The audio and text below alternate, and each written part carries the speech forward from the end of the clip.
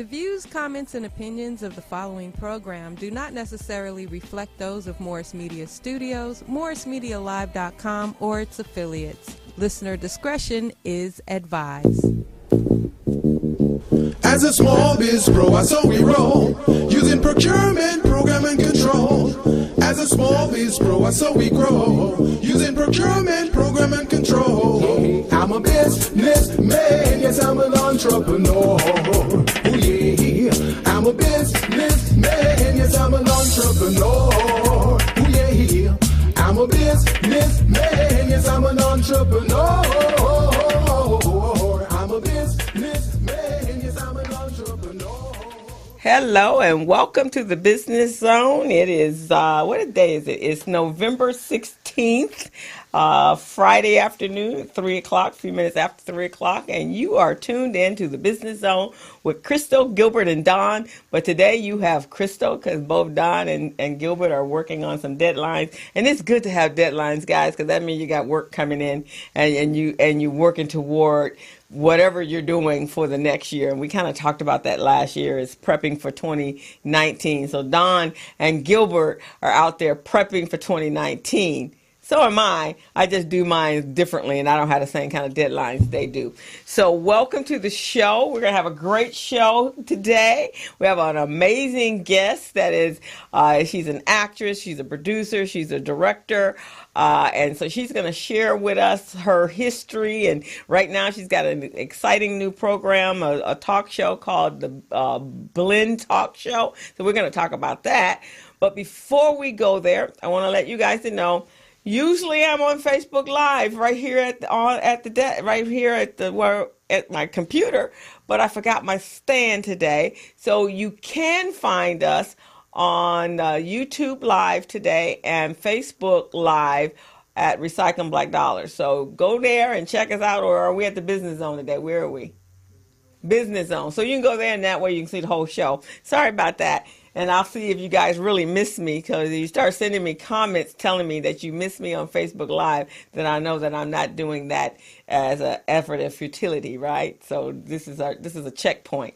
So today I actually attended a meeting today, and it was at the Milken Institute, which is a think tank for businesses and financial activities that are going on in our community. And our subject today is an interesting subject because it was about how the Los Angeles basin is responding to the future of work.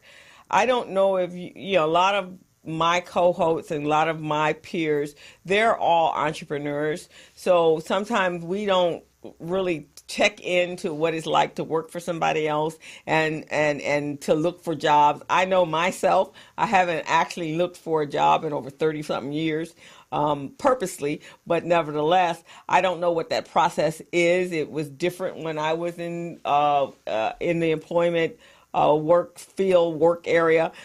There were tons of jobs, and I had skill sets that were very applicable for that time, and so I could always find a job. But I made a purposeful choice to become an entrepreneur. But what I was learning today was that the workforce, the people, the social capital, their skills don't match with what our industry trends are today. And so there are a lot of people, unless you got high degrees, bachelor degrees, master's degrees, doctorates, they're having a hard time finding jobs. We don't really have trade industries anymore. At least they're not. We do, but they're not being taught how to do them. So it's pretty interesting today. I learned a lot.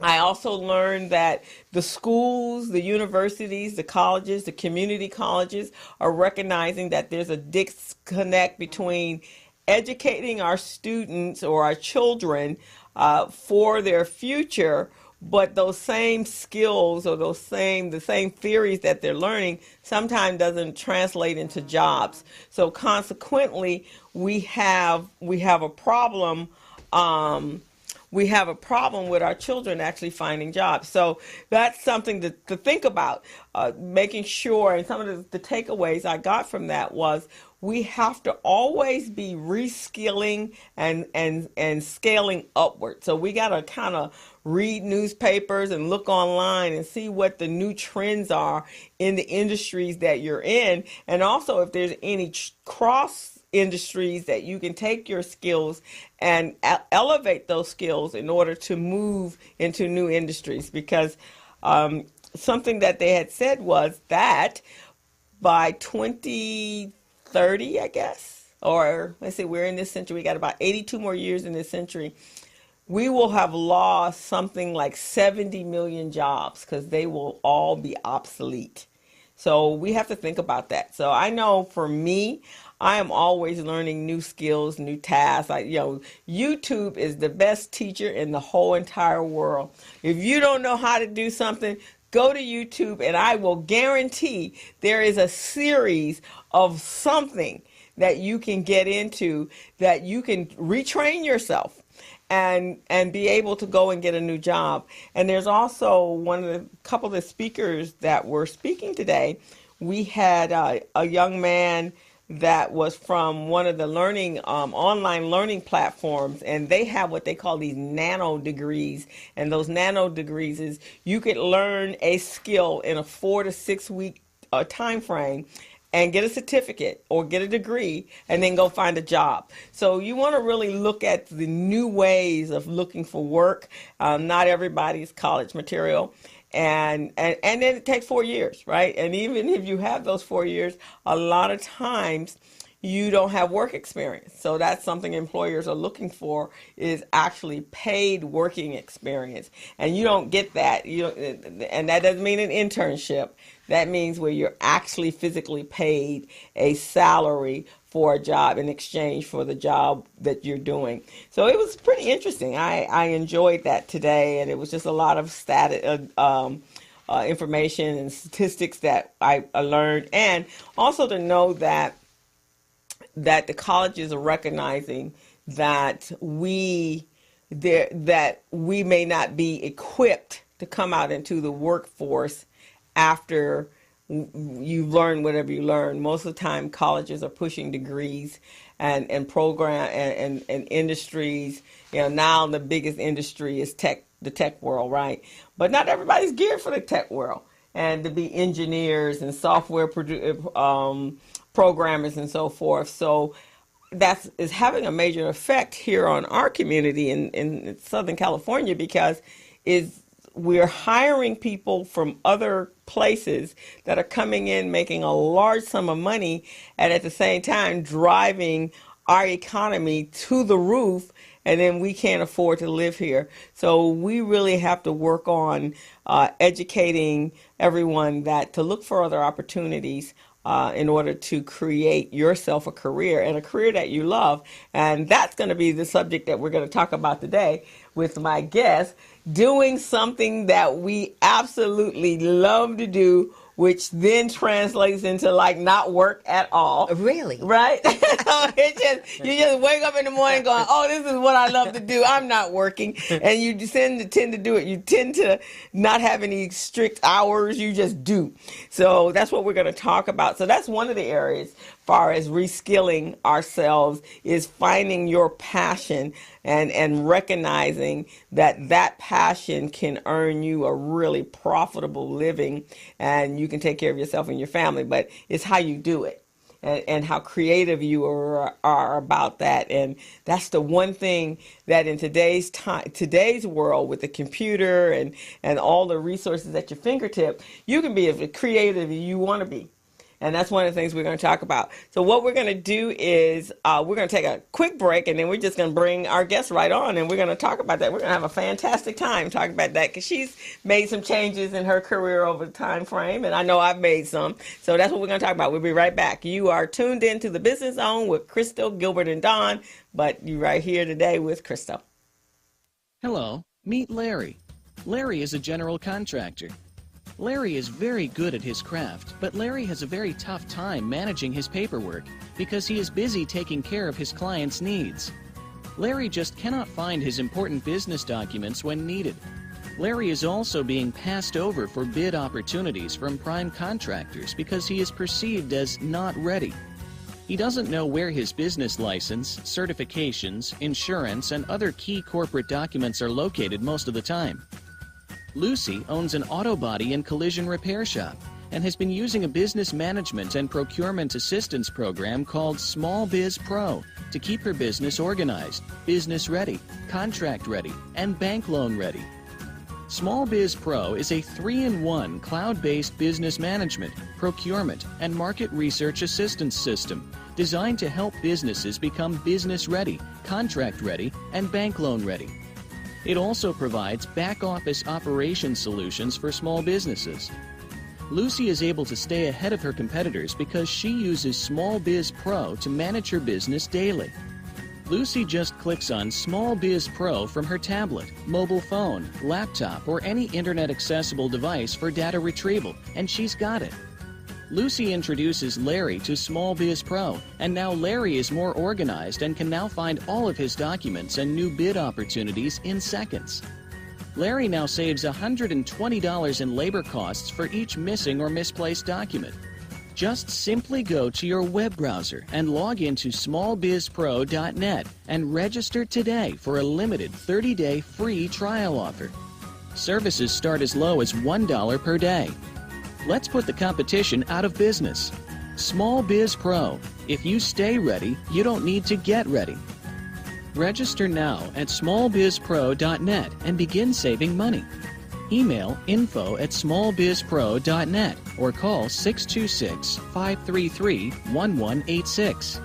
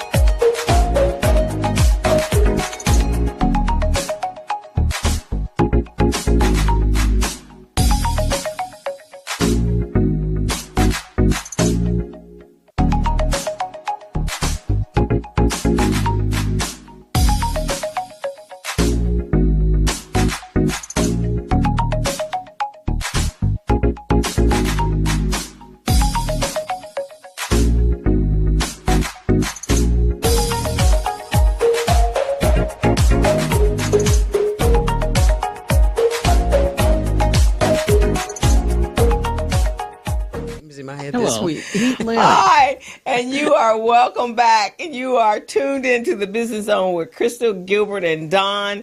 And as I said earlier, neither one of them are here, but we have a fantastic guest, Miss Bever-leigh Banfield. She is an actress, a producer, a director, a voiceover artist, a writer and speaker with a master's degree from Yale University School of Drama and a BA from Stanford University. Bever-leigh's latest project is as a co-executive producer and director of the exciting new talk show, The Blend, a revolutionary mind, body, spirit TV show by and for women of color.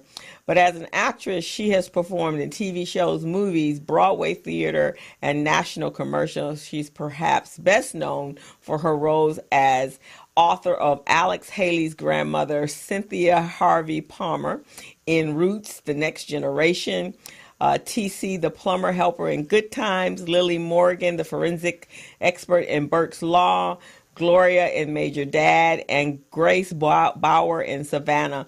Her voice is heard in television and radio ads for many top brands, including Chevrolet, McDonald's, Federal Express, Levi's, KFC, Jockey for Her, Bank of America, Dell Computer, and she's been enjoyed in ABC network announcements, animated films, and so forth. A lot of children's programs. Oh, wow. The Flintstone Kids, Captain Caveman, The Little Engine That Could, and Little Nemo. So I just want to welcome her here and so honored to have you here on the Business Zone. And I am honored to be here, Krista. Thank you. This is a wonderful show. Thank you, thank you. So you've been in the industry for a long time. Oh, yes, I've been here for a long time. I started off, when I came out of Yale University School of Drama, I started off on Broadway in For Color Girls. By Ntozake Shange. Oh, okay. Yeah, and then I did commercials. Isn't that the young lady that just passed? Yes, she did. Okay. I know that was that must have been heartbreaking. That was a heart-rending. That's what made me think about it to say it. She was so brilliant as a writer. Yes. And that was a wonderful place to start my career because it was all black women.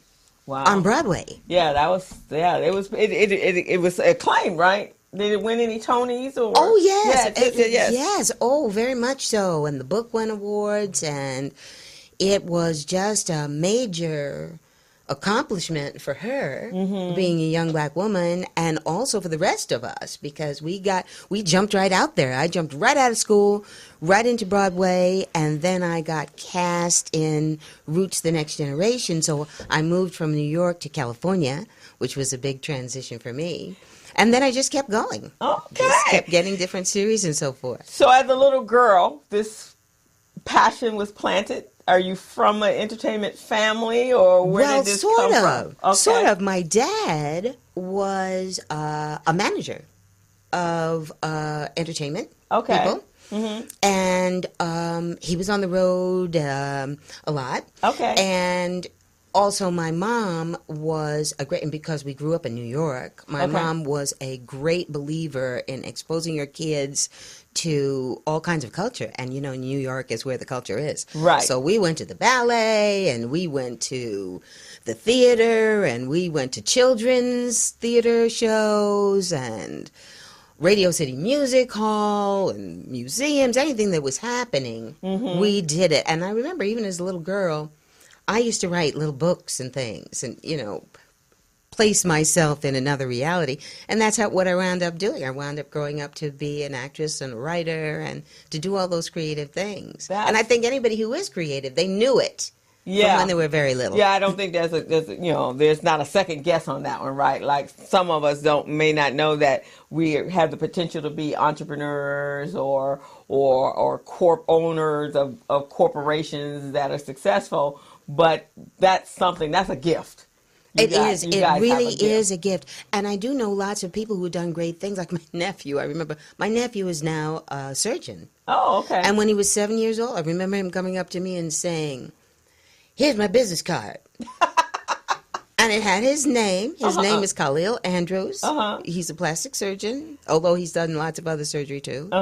And he handed me his business card, and it had his name, and it had general practitioner, and that was when he was 7, and so he had typed it up and cut out, and here he is. Wow. And so he knew. And I have other friends, particularly in the industry, that just always knew they were going to do something creative. Yeah. That's amazing. Before we went to break, one of the things I was saying this morning, I was at the meeting and so Beverly says she has never had a 9 to 5. She don't even know what that's like. I have never had a 9 to 5. She has no clue. Well, I should say, as an adult.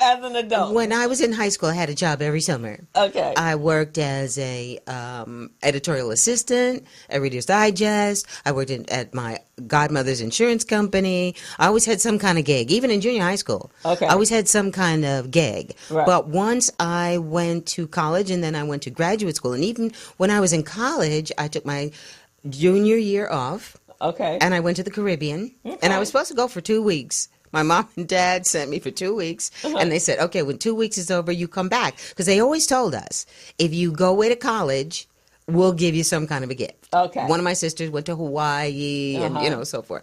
So they sent me for 2 weeks, to St. Thomas. Okay. And by the time the 2 weeks were up, I had my hustle on. I had 3 jobs as a waitress. In Hawaii?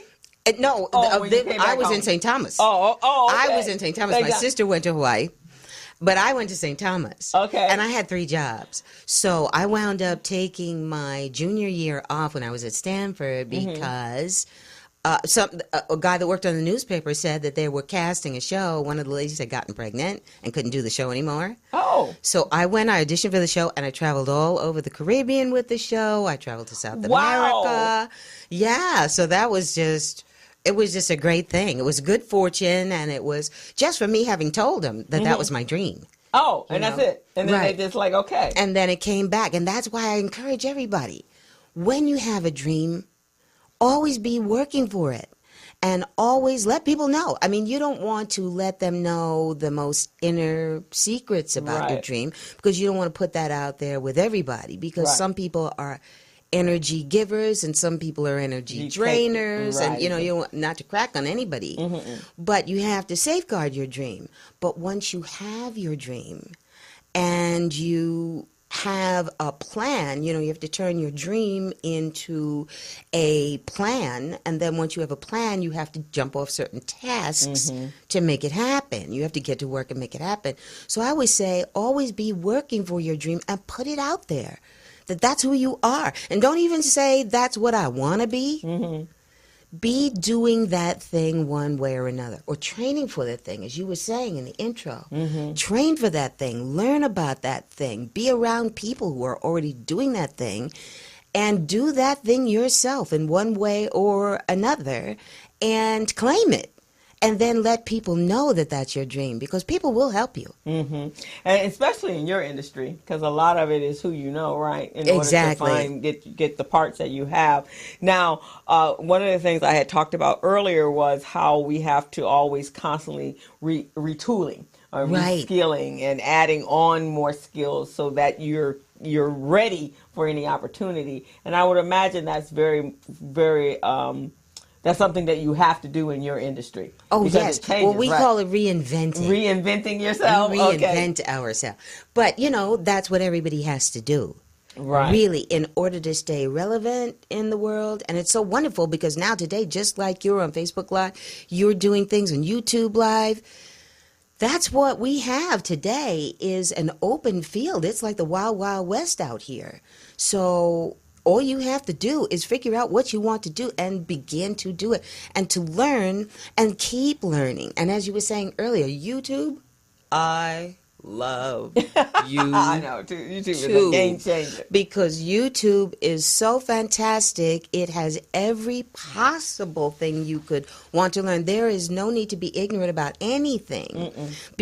And you don't have to have a degree. You don't have to, a lot of people think, oh, well, it's not for me because, I'm not trained in it, or I haven't had this opportunity or that opportunity. There is a lot of opportunity out here, and there are a lot of people that are so talented out here. And as a matter of fact, the show that I'm producing now, it's called The Blend Talk Show. And, we talk about a lot of these different topics about what you have to do for your spirit and your mind and your body to stay in your best shape, and to always be elevating yourself and transforming yourself into your best self. Because there's no point in you living unless you're going to be improving your mind, your body, your spirit, and acting more and more on your purpose and giving more to other people. Because the more you learn, the more you have, the more skills you have, the more expertise you have, the more you can give and be relevant in the world, and the more you can change the world. Right, exactly. And also in the industry now, with the advent and the internet, it has given you guys so many other spaces that you can produce your projects in, right? Oh, absolutely. Whereas used to be you'd have to sell it to a major network or so forth, but now you just have absolutely. Like, we are now on Facebook, and we're at the Blend Talk Show on Facebook. So if you want to tune in to us. So that's our platform now. And we're in doing the research, for investors and sponsors and that sort of thing, giving research, it is amazing how much, in particular, Black women are tuned to Facebook. I mean, the numbers are staggering. Really? The numbers of us and the amount of time that we spend on Facebook. Right. And it just goes to show you that not only are we trying to be in community with our families and our friends, but we're trying to learn things. We want to be involved in the greater community. We want to be relevant. We want to participate. We want to connect with other women who are doing great things and support each other. Right, exactly. And you know, so many of the other, you got Hulu, you have YouTube, so you can, they're creating original content in all of these spaces, so you're not locked in anymore or trying to get to the big screen or trying to get to any of the networks. Yeah, well, it's amazingly enough, many of the shows that are coming on now have originally been on Facebook or some other medium, and they get picked up by streaming channels, they get picked up by networks, they get picked up by cable or something like that, because people are doing their own thing. Right. And once people see it, and I'm thinking today, no matter what you do, creating content is a fantastic thing, because you can be anything from somebody who cooks, and you can put your cooking recipes on there and have your own YouTube channel. You can be somebody who is an entrepreneur of any kind. You could be, people, you see those great girls that are on there with the wigs and the makeup and all these things, and you create your own space. You create your own channel. And we talk about that a lot on the show, too. Yeah, about just taking what you have and maximizing your gifts and putting them out there to share with people. With everybody. And how do we find the blend? We find the blend on Facebook at The Blend Talk Show. And when does it air? It airs on, originally it airs on Wednesdays. Okay. In the evenings. It's a different time, obviously, on the East Coast than the West Coast. It's 7 o'clock on the East Coast and 4 o'clock on the West Coast. Okay. We release a new show. And LaVonda Rouse, who is our executive producer, I'm the co-executive producer and the director, and she's got a great game plan of getting us out there, so you'll see us in even more spaces. You can follow us all over the web. You know, we're on Instagram, and we're everywhere you want to be. So if you look for the Blend Talk Show, we've got 4 hosts who are fantastic.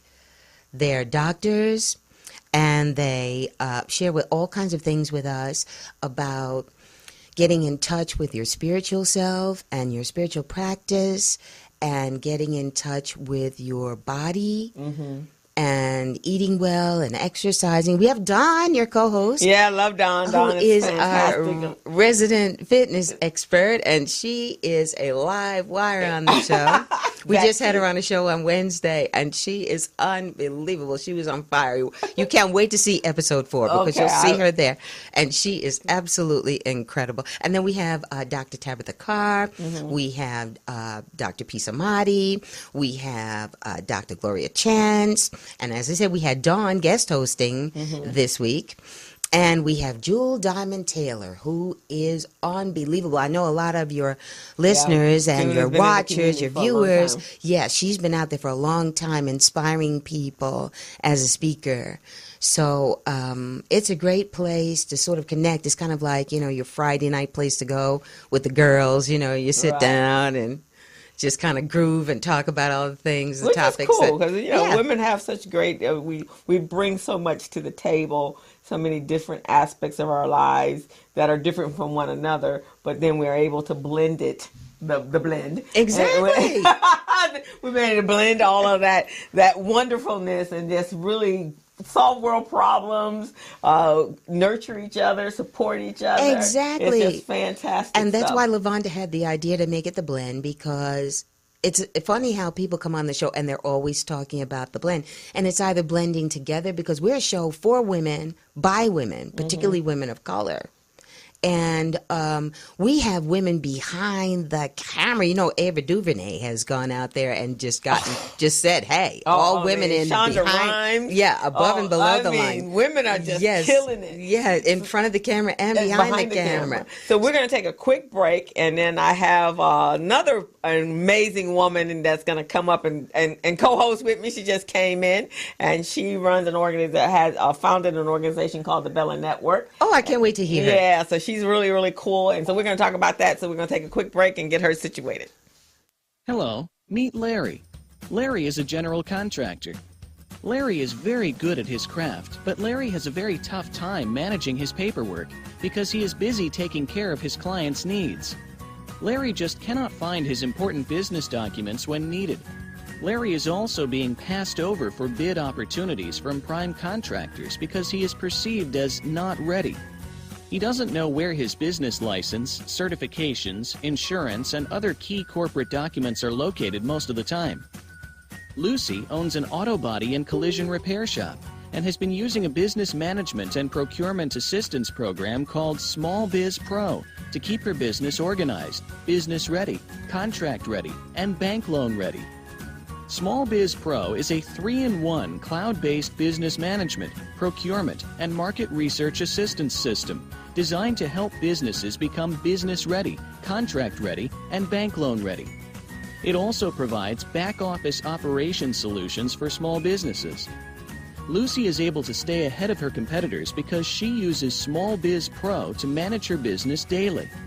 Lucy just clicks on Small Biz Pro from her tablet, mobile phone, laptop, or any internet-accessible device for data retrieval, and she's got it. Lucy introduces Larry to Small Biz Pro, and now Larry is more organized and can now find all of his documents and new bid opportunities in seconds. Larry now saves $120 in labor costs for each missing or misplaced document. Just simply go to your web browser and log into smallbizpro.net and register today for a limited 30-day free trial offer. Services start as low as $1 per day. Let's put the competition out of business. Small Biz Pro. If you stay ready, you don't need to get ready. Register now at smallbizpro.net and begin saving money. Email info@smallbizpro.net or call 626-533-1186.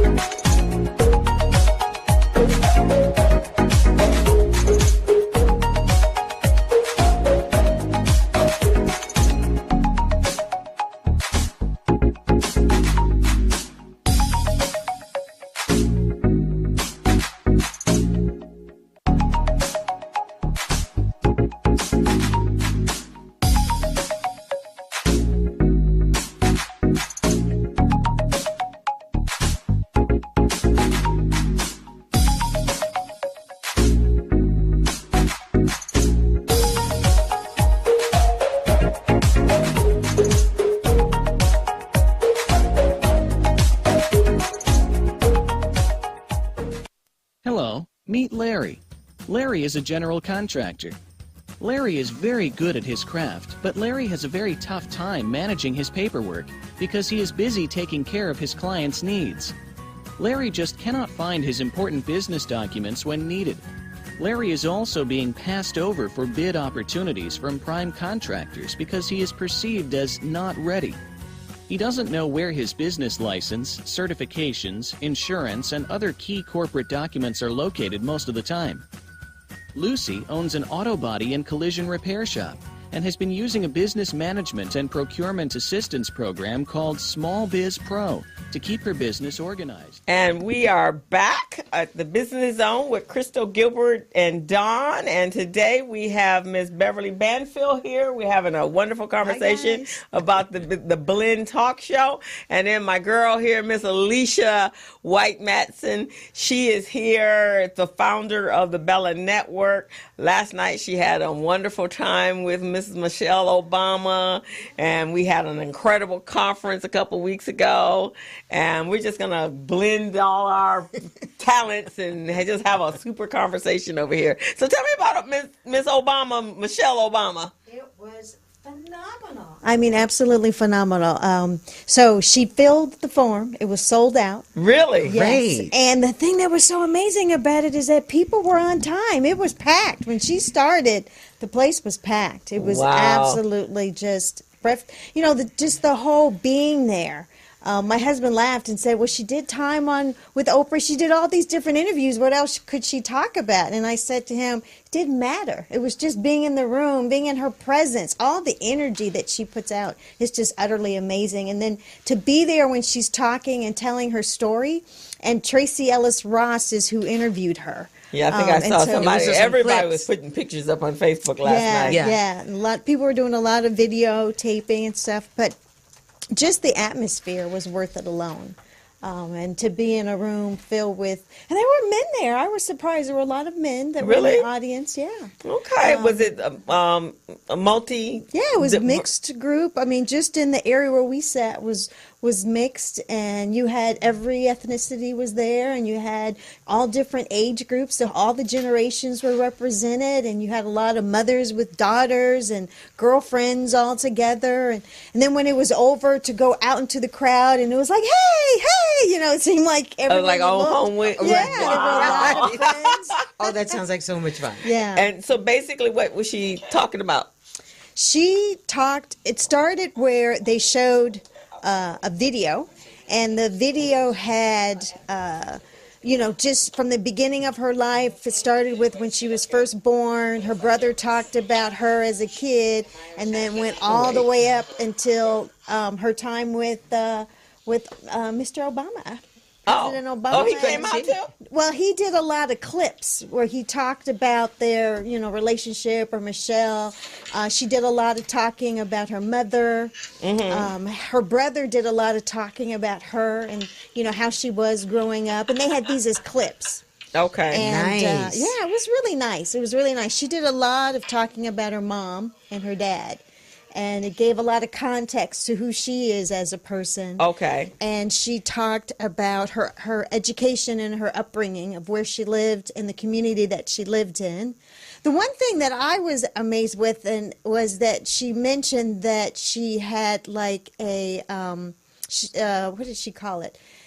It was right, how something's right on the tip of the tongue now. It was like she started hyperventilating. She had a, one of those attacks where anxiety attacks. Okay.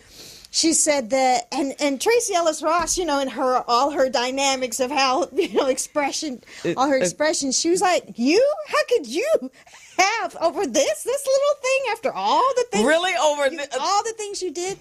And so she told the story about how, as she was doing those things, she kept saying, this is not a big deal. So even with her girls when they were little, and when he first won, mm-hmm. and he was on the trail and doing all the different things, and the girls would go, mm-hmm. she'd tell the girls, this is not a big deal. This is normal. Don't worry about it. When you go out there, it's not a big deal. Wow. So she kept all throughout the 8 years trying to say, this is not a big deal. Don't look up. Don't look when you see the SWAT and all. Don't worry about that. That's not for you. She kept saying her main thing was, that's not for you. So don't worry about that stuff. And so now that it's all over and done, she said it was just all this anxiety of, what am I going to talk about? Who's going to care? Who would show up? And it's, we're thinking, what do you mean who would show up? But she said in her head, it just seemed like, who's going to pay for this? Is the room going to be filled? Is anybody going to care about my story? Well, I guess I could see that in a sense, because as the first lady, yeah, they're going to show up because you're already guaranteed an audience, right? Right. It's like being an actress. You're never sure, or even us when we have an event, you're never sure who's going to show at the door, right? You're never sure, but you have to project that. Right. You have to Right. imagine that it's Gonna going be to, you have to full. believe that everything's going to be all right. And it's great. They say that you're not really brave unless you have some level of fear. I'm not a fearful person, but the thing is, to be somebody who is a big person, you have to have those struggles. You have Right. to, well, who was it that said feel the fear and do it anyway? Uh-huh. And that's part of the whole thing, that's part of what we've been talking about for the audience, it's like feel the fear, do it anyway. Right. It's not a big deal. Just do it. Just do you it. make a mistake, you learn from the mistake. You don't make a mistake, you take a step forward. If you take a step back, okay, that's fine. You just get up, dust yourself Come off, and you keep going. Yeah. Yeah. Have What- you ever done live performances? Oh, yeah. That's what I Okay. was saying about when I was on Broadway. Oh, yeah. okay. Yeah. But you're so excited and you're so in your zone that it's not a fearful thing. It's just a feeling of giving your gift. You're there. You're doing what you're meant to do. We were talking about being on your purpose, and you're doing what you're meant to do. It's like we're doing the show now. It's like you being a corporate person. It's like you being on the air and guiding people. Right. It's when you know that it's what you're meant to do, and God gives you that gift, you just want to share that gift. Right. Yeah, I And think. then you've done a lot of practicing too. So, that was one of the things that she said, because they said, how is it you're so eloquent when you get up there to do your speeches? She goes, that speech came with a lot of practice. And the mom thing too. Yeah. Right. And Oh, everything yeah. else. And the Yeah. first lady thing. Yeah, or the first lady, especially. Talk about being thrown into the pits of the fire, and especially with the fact that people, had a problem with their color. And, Right. and remember, and it's so amazing, just, what was that, 4 years or 8 years ago or whatever it was, 6 years ago, that with her, she'd come up in her arms, everybody wanted Michelle Obama arms, and she had the short sleeves And Dawn on. has them. Dawn has them. Yeah, Dawn has them. And they would make comments about her arms. Yeah. Now you got the new first lady, and you have no comments about the fact her whole darn body's been on Yeah. Facebook. So it's kind of interesting to be in a fishbowl, so to speak. Yeah. Right? So, Yeah, they showed a lot of the pictures that were, not complimentary of her, and some of the magazine covers that weren't complimentary, and they showed clips of her with that angry look or fussing at somebody. And so, yeah, she talked a lot about that. Did she? And how she felt and how she had to go high. yeah. So, and she said there were many days when she knew she could have taken everything down with 3 words or 3 sentences. Right. And there's no first And- lady school. Yeah. It's Yeah, not right. like they put Yeah, you, right. First you're going to go yeah, in there's for a acting few school. years. And There, everybody's there's gonna there's not on Franklin YouTube. covering school. You can't go on YouTube and find that. You know what I mean? That's true. There is You no have to first carve lady that school. space. So that I mean, it hurt me to hear those things about her and to be her and have to Right. go through that, and then Right. to have to be nice to the people that said it. Right, exactly. Or take, actually- like you say, take the high road. Yeah. That you have to pretend like none of that hurts you. Right. And to be on camera and smile all the time. And a lot of even with actors, when they go back to read their reviews, depending on how thick-skinned they are, Right. some of them can't handle the reviews. Well, the thing about it is you can't be, as a performer, you can't be thick-skinned because our Thin-skinned. emotions are our stock and putting trade. them That's out our there. toolbox. Right. So the minute that you turn off your emotions, you don't have a job anymore. You don't have a skill anymore. Yeah. So you just have to take it and get. But it's like you were saying that Michelle Obama said, was that you don't own that. Yeah. That's somebody else's. If somebody wants to call you out of your name or somebody approaches you in a way that's disrespectful, that's not you. That's them. That's their spirit, their mind, and their body. Just like on them, that's their blend. Right. Yeah. That you don't have to take that on. You don't Yeah. have to own it, and you don't have certainly to don't give have to over your reflect it. happiness to them. Yeah. Exactly. And I think that's was probably the best thing about them was they didn't give over their happiness or who they were to anybody with all the comments and knowing that they weren't well received. Just even in the White House, they weren't well received. And to bring your children into that fray, that place, that would be rough. And even, I'm not married, but I do know with my friends and family, if somebody's talking about them, it would take everything I had not to punch somebody in the head. It's very difficult. Right, it's almost worse to have somebody talk about. I mean, you feel a lot more defensive of your loved ones than you feel of yourself. Right, exactly. And did she talk about that? She talked about that. She talked about a lot of things. Okay. I mean, she hit on that. She hit on the fact that President Barack would have to say to her, "Fix your face." And they had little under the table things where he would give her fix the face hit, Especially when somebody would say something, she would have to, I can see that. What's that song? It's written all over your face. You don't have to say a word. But she talked about the hard part was they would do like the Christmas parties for all the senators and everything. Right. And they'd have the lineup where they would greet everybody. And you do the photo shoot with everybody. And she'd say, like, this person just called me something out of my name. And then the next day you're standing there, having to do that camera shoot with them. Yeah, so. That's tough. But she had training. When she talked about her upbringing, her whole life prepared her for that moment, for those 8 years. When you think about it, though, everything, sometimes I get in a situation where I have to use a lot of skills. I have to learn a lot of new skills, and I'm doing something new, and I have to go in a different direction. And I think to myself, oh, my goodness, thank you, God. Thanks to my parents, thanks to everyone, all my ancestors, that I've had the opportunity to learn the things that I have learned, because it seems like, especially nowadays, you have to use every single thing that you have ever learned for almost every task, because things go so quickly. Everything's moved so fast. Everything changes. Right. And you just have to, like you were saying, you have to reinvent yourself. You have to start thinking in different ways. You have to start picking up skills and reaching back to whenever you had something that was similar. Yeah. And you could bring something to bear, And that's because, before you got here, Alisha, this morning I was at a, I guess it was like a think tank, and we were talking about the future of the workforce in the LA Basin. And one of I think is the HR, let's see, there's a couple of people from Jenny Wade. Oh, Jeannie, she's she's over our sector, the vice president of our sector. Right. So she was on the first panel, and they were talking about, what type of, the social capital, the people that you have to hire, and she was, and then there was another young lady from a car. They're creating and developing electric cars, but not just like Tesla, but a kind of a car system where you can go rent the car or lease the car for the week.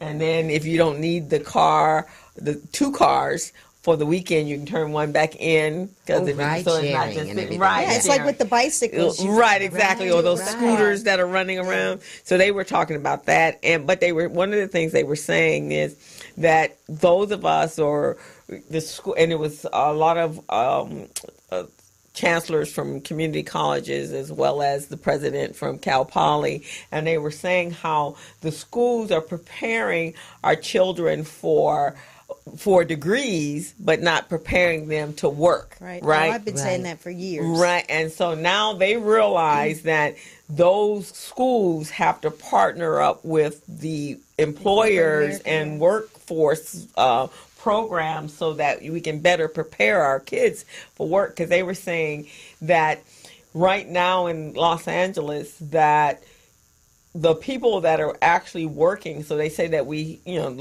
unemployment is low, it is for those that have degrees. Right.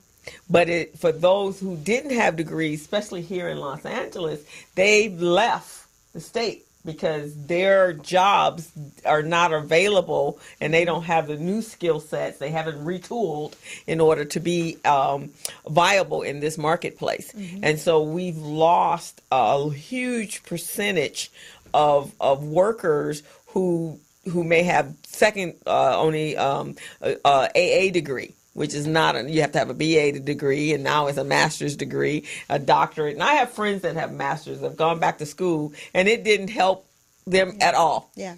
And now that a lot of the companies are saying they're not even expecting you to have a degree anymore, it just seems like, The well, skill wait a set. minute, now you're wanting me to compete with people who don't have any degree, and I did all this for my degree. So Right. it's going from It's all both about the ends. skill set now. It's all Yes, about skill the set. skill So set. you have to hone your skill set for exactly what Right. you want to do in life. Right.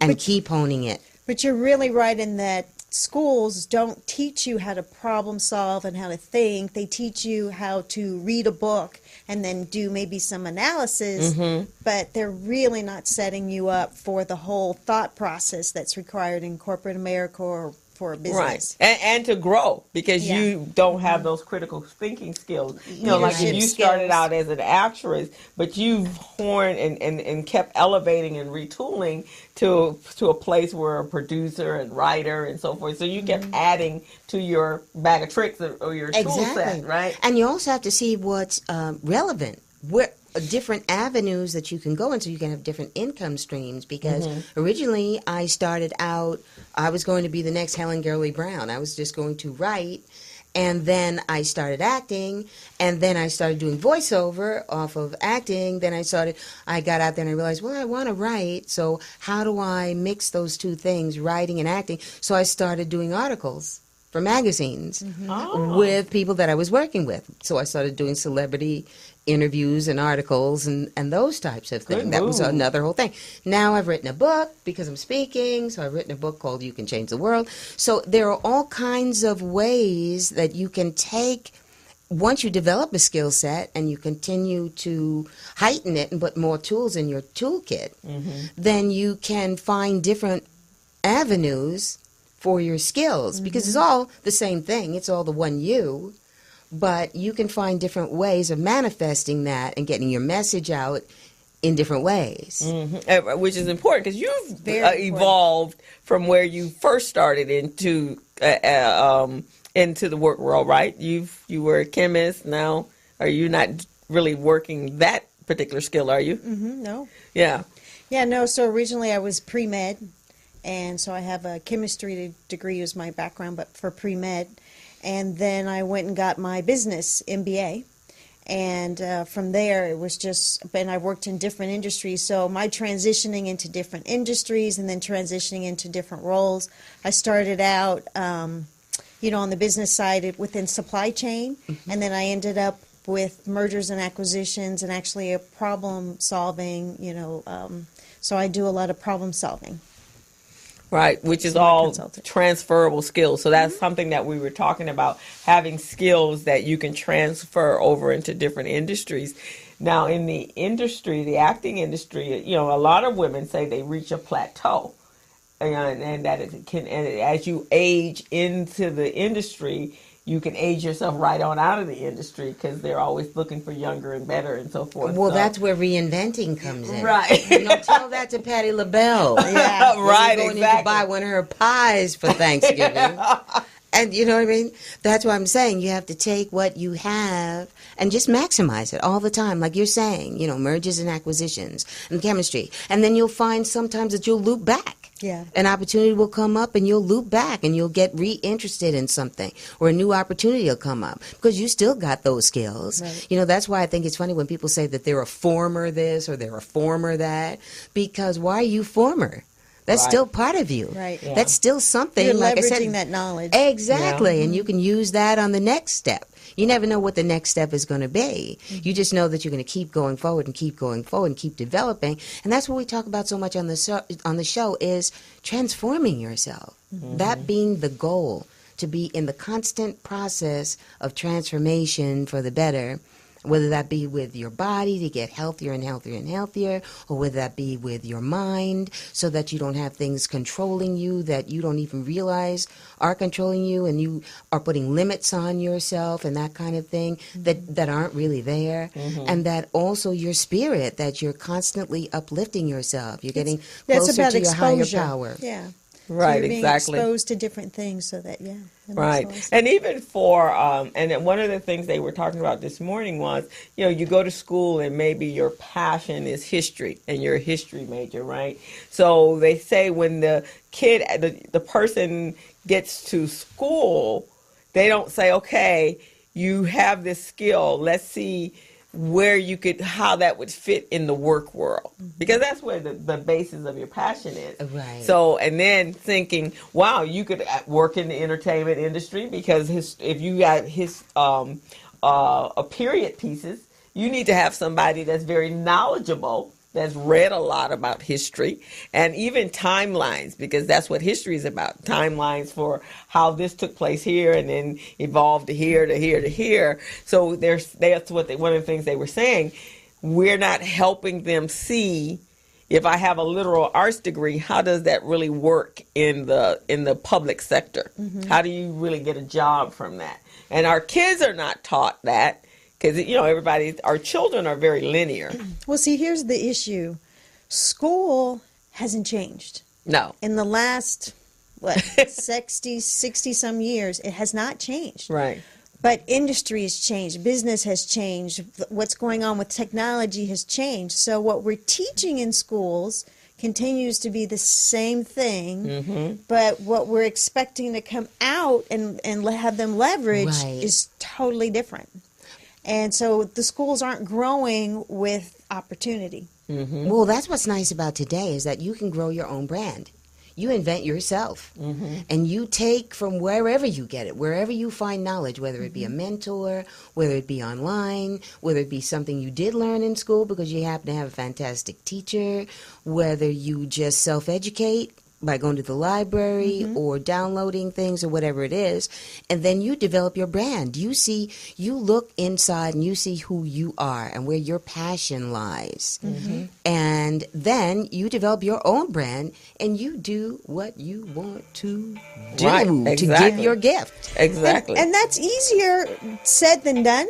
Right. But it's easier if you have examples of other people doing that. And so that's why I think it's really important within our culture or within certain groups that we make sure that those examples show up to help our kids to see and visualize what they could do and how they could dream bigger and how they could, and so when you say YouTube, that really helps that happen, because if they go in now, instead of that person being, face to face with them, they can leverage that tool to get exposure to things that they may not see in their community. And that's what it all goes back to, the Obamas. Yeah. It all goes back to inclusion. It all goes back to people seeing themselves as well. Yeah. And that's why it's so wonderful now that we have shows like our show. We have shows like your show. We have you coming on different places, and people can see, I can be a chemist. I could be, I could be something in science, you know what I mean? Because when you don't see yourself reflected and all you see is people who don't look like you out there, then you don't tend to dream in those kinds of terms. But when people see themselves, and that's the great thing now about all the YA writers that are out there now, and you can go in the store, you're a little black girl, you go in the store and you see books and they have you on the cover. You watch TV now, you could see you on TV. Whereas, maybe when we were coming up, my parents had to hunt for black dolls. And even hunt for the black doll. Right, exactly. Or even just what opportunities are available. I mean, because we're so used to them being, doctor, lawyer, teacher, scientist, but there's so many opportunities that you could take advantage of. There's so many different types of careers now that are happening that are actually really fun. I mean, even just if you think about some of the technology companies, those jobs didn't exist. No. a few years ago. They didn't exist at all. And so, I mean, all the different types of roles that you can take on in either a corporation or as an entrepreneur are just, it's open to you now. Whereas before, it was just like, oh, you started a real estate, or you started catering, or you did hair, you don't have to do any of those things anymore. Right. And you know, what's that saying? If you do what you love, you never work a day in your life. Exactly. Because because when you were a kid, your parents would, lawyer, doctor, teacher, nurse, depending on how you grew up and the type of structure your family had. It was limited. So if you were in a middle class family, you're going to be a teacher, you're going to work for some governmental offices, so forth. And then if you came from a more upper echelon, doctor, lawyer, because they can afford to send you to school there. Now, and that was one of the things they were talking about today. You can go in and get a 4, 6 week, 8 week, 12-week certificate and start working tomorrow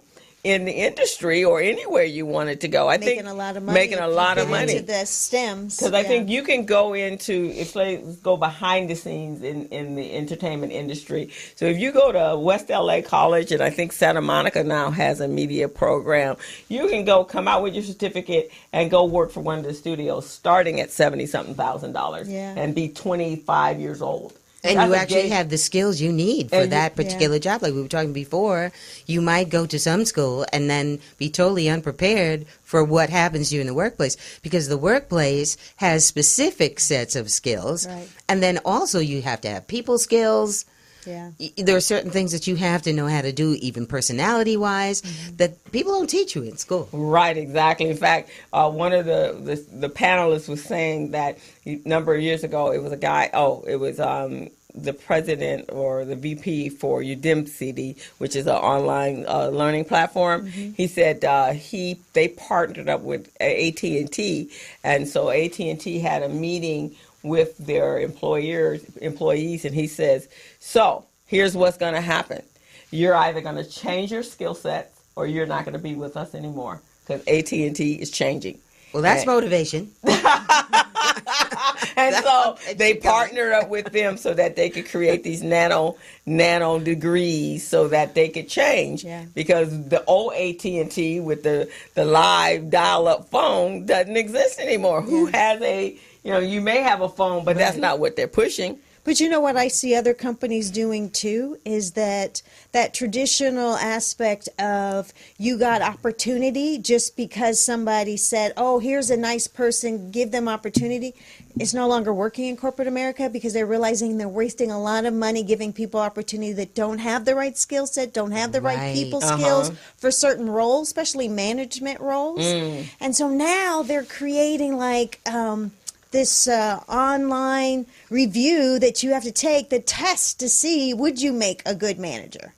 And if you don't pass that test, then you may not get that opportunity. So they're starting to screen people versus just saying, oh, VP so-and-so said give John the job. Right. Now John has to prove that he has the right skill set to do the job before he gets it. Yeah. And it was like that book years ago. That's an old book. It's like a classic now, The Peter Principle, where people would get promoted beyond their level of competence. Right. And you don't ever want strengths. anybody to be able to say that about you, because like we were talking about YouTube, but we were talking about free books in the library, all kinds of resources. You should never be in a position where you don't know what you're doing for that particular job, because you can always find out. Yeah. It's like when you go into an audition sometimes, people say, can you fly? And you say, yes, I can fly. And then you go out and you learn how to fly. Right.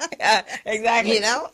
or like the man in the White House. Yeah, I can be the president. Yeah. Well, that's going in kind of a different way. Without the skill set. So we're going to take a quick break and we'll be right back. Hello. Meet Larry. Larry is a general contractor. Larry is very good at his craft, but Larry has a very tough time managing his paperwork because he is busy taking care of his clients' needs. Larry just cannot find his important business documents when needed. Larry is also being passed over for bid opportunities from prime contractors because he is perceived as not ready.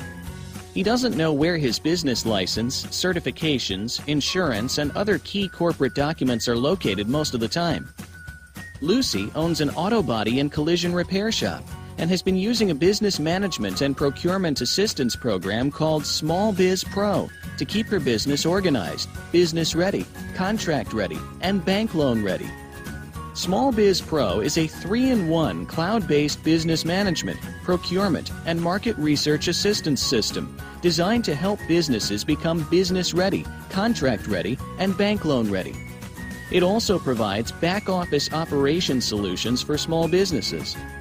Lucy is able to stay ahead of her competitors because she uses Small Biz Pro to manage her business daily. Lucy just clicks on Small Biz Pro from her tablet, mobile phone, laptop, or any internet-accessible device for data retrieval, and she's got it. Lucy introduces Larry to Small Biz Pro, and now Larry is more organized and can now find all of his documents and new bid opportunities in seconds. Larry now saves $120 in labor costs for each missing or misplaced document. Just simply go to your web browser and log into smallbizpro.net and register today for a limited 30-day free trial offer. Services start as low as $1 per day. Let's put the competition out of business. Small Biz Pro. If you stay ready, you don't need to get ready. Register now at smallbizpro.net and begin saving money. Email info@smallbizpro.net or call 626-533-1186.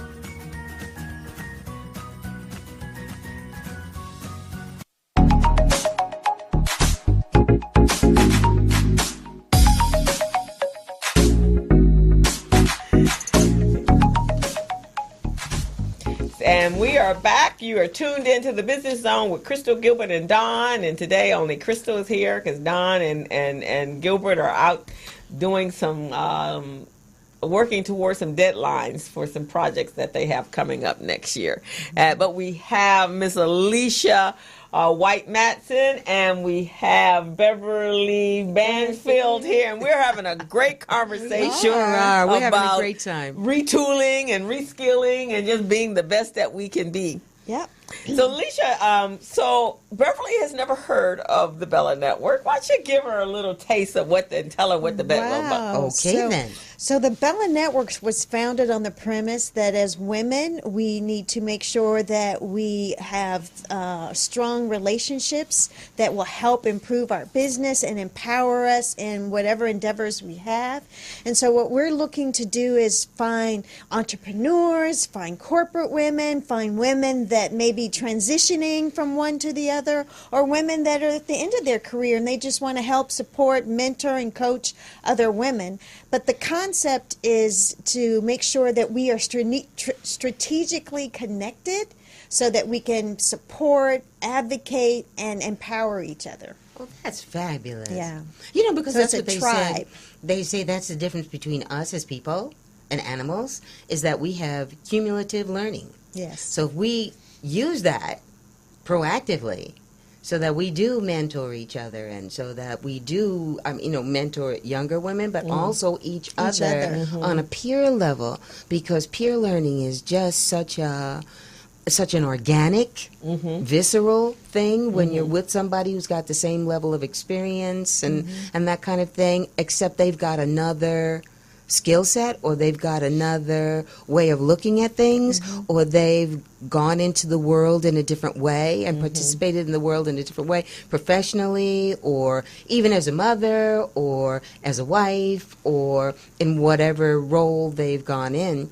That's such a powerful thing, and a lot of us feel like we're out, many of us feel alone. We're out there alone. Yeah. So the Bella Network, that is fantastic, because that's a place that we can go. Our tagline is, behind every successful woman is a tribe of other successful women that have her back. Nice. And, the concept is that you can't really go alone. Nobody makes it to the top alone. You have to have people that are in your corner, that are pulling for you. When you're not able to be in the room, they're in the room for you. They share information. They share about you.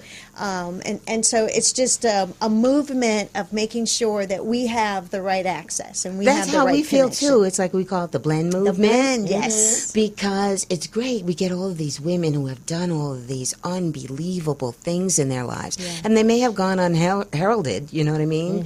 You know, when you're an actress or when you're in any kind of mode where you're in the media in some kind of way, like you're in the media or you get out there and you're doing things, people see you. But there are so many women every day doing these unbelievable things. We had a woman named Charisse Bremond on the show just Wednesday, day before yesterday, that taped, and she's got the Brotherhood Crusade. Oh, okay. And she has taken over, despite the fact she has two brothers, she's the one who took over her father's legacy Yeah, she's because he powerful. started it. Isn't she powerful?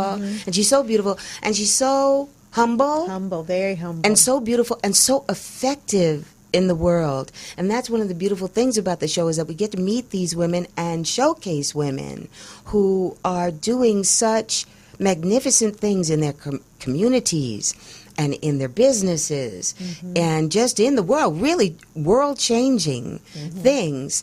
And yet we don't know about each other. Right, exactly. And We I don't think- meet each other every day. Right, Yeah. because unless you're like you or sitting here, and I was just saying that to your co-worker Tara today, I said, you know, especially when entrepreneurs tend to toot their own horn because it's just the nature. Nobody will know what you do. Right, If and you that's your don't, who brand. will? You That's your gotta- brand, that's your right? brand. So, and Yeah. actresses, that's your brand. That's So, your brand. Yeah, you're tooting. But those of you that are in corporate America doing some powerful things, which is Right. what's the most impressive thing about the Bella Network, is there's some women there that have been in the engineering field doing just some awesome stuff. What's the young lady, Theta? Theta That's got Dixon. stuff in the...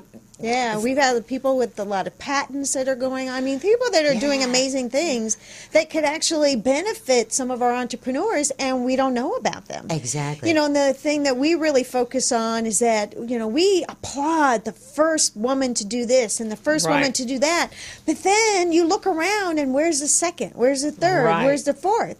And it's because it's a lot of work to be the first. It's a lot of work to stay relevant and to do all that work.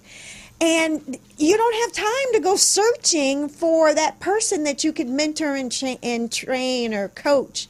And so the Bell Network wants to help you make those connections and find those people so that we can then create that succession plan of the second and the third and people that are lined up to take on those roles. Yeah, because once you open that door, Yeah. you have to kick. Sometimes you have have to- to kick and scream and knock. But you right, got boy, to got keep to- it open. That's right. Yeah, you want got to once pry you it get it open. Yeah.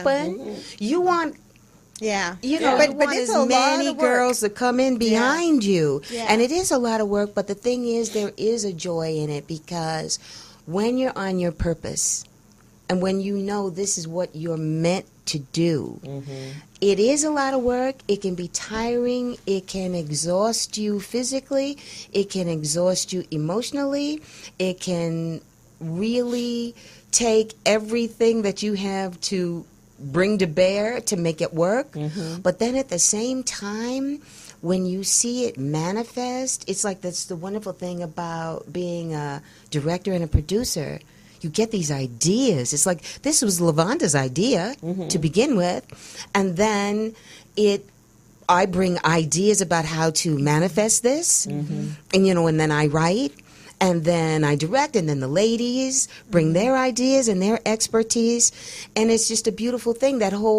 It's a creative process. No matter whether you're being an astronaut or whatever you're doing, you're Right. cooking, that's the creative process.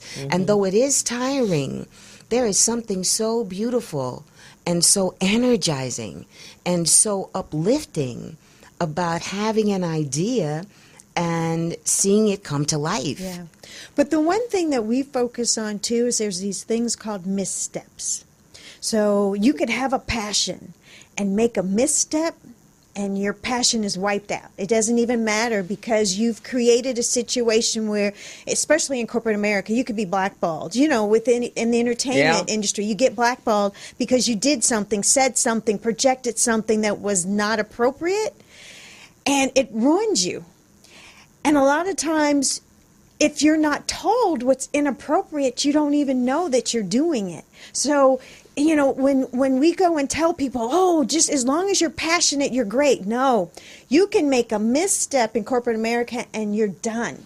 It's over. Well, and so what I'm getting at is the important part is somebody has to teach you so you avoid those missteps. Right, out of the box. But the thing is, you're not, to our mind, you're never done.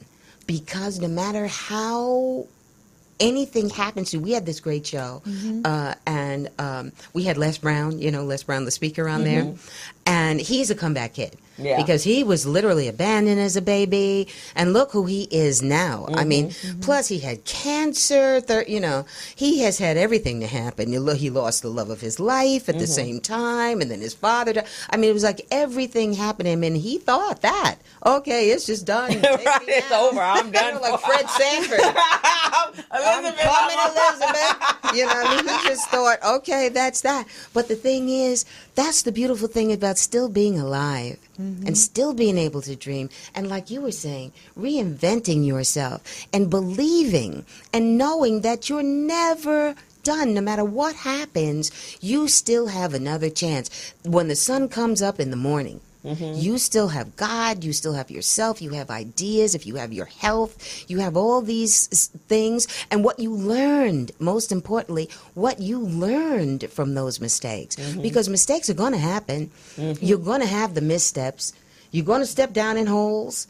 You're going to... Hopefully, you can then show other people, oh, look, there's a hole there. Right, which don't is step the there. Bella Right, Network. That's the There's a whole Don't hole step there. there. Don't step in that That's the whole point, is that teaching people to avoid those missteps. So it's not about life happening. It's about you, especially in corporate America, may do something that's inappropriate for the environment, or you don't have the right skill set for something that you're supposed to do, but somebody could tell you or teach you. And so that's what the Bella Network is, to make sure you avoid those missteps. Not life occurrence. I mean, you're having your parent die, that's a life occurrence. Yeah, that is. That's not a misstep. But even your mistakes, when you do have those missteps, you just have to know. You pick yourself somebody up. has As to Les help Brown you know. said, pick yourself up, dust yourself Right, off. exactly. And if you have that tribe, they can help guide you through that. And even as an entrepreneur, when I first started out as an entrepreneur 30-something years ago, when I left corporate America, all my friends were still working corporate America, and they're like, what are you about to do? And why would you leave benefits and all that sort of stuff and to go out there and have the unknown? I was like, but this is where I'm being guided. Right. This is the passion. I've prepared for this, and I had very strategic steps on making that happen. Right, so. My mom was like, "Oh no, you gotta have benefits." No, if I'm making money, I can buy my own benefits.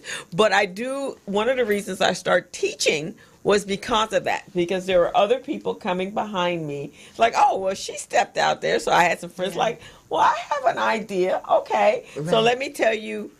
Don't step in this pit hole. Don't step, because I had to learn the hard way. There was nobody I could reach out to, no mentor at that time that was doing it. And so that was really the reasons I started training. Well, and you know teaching. what? Now that you're saying that, I'm now realizing how much that is the case, because that's Dr. Gloria's on the show, Dr. Gloria Chance. That's her whole story. Yeah. She was this big tech maven in Silicon Valley. Okay. And one day she said, you know what? I'm not feeling this. I'm not getting up in the morning every morning and going into work with a grin and thrilled to be doing what I'm doing and with whom I'm doing it.